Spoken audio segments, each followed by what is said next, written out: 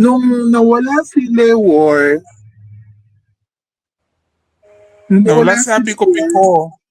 Lewor alias Laura Bondat yata siya or alias Laura. Ay, oo. Parang Oo. ganon. Hinanap ko, nawala. Hinanap ko sa FB, nakita ko yung group.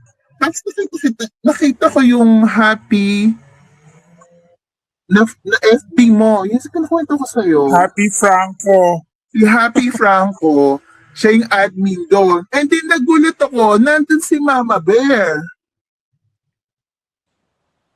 Uh-huh.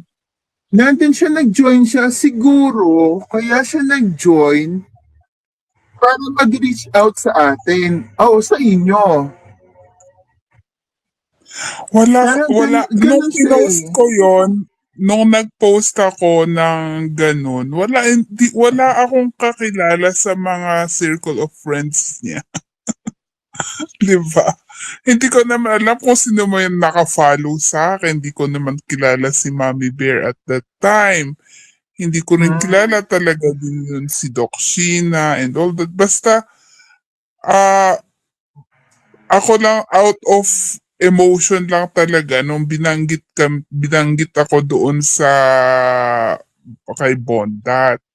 Kaya nung naka-follow na ako kay Lewor, tas lagi ngang nawawala, ayun yun. So, 'di ba, yung inano lang natin. Sabi ko, sige mag-post na lang ako sa Facebook. So, gamit ko yung Happy Franco.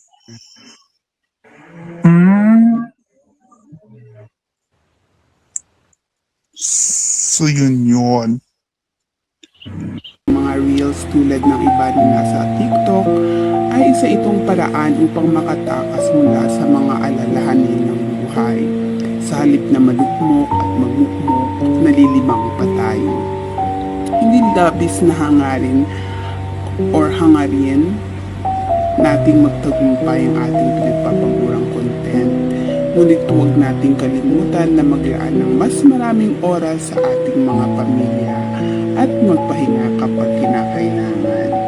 Ang ating kalusugan sa pag-iisip o mental health at syempre ang ating espiritual na buhay ay nananatili pa rin pinakamalaga.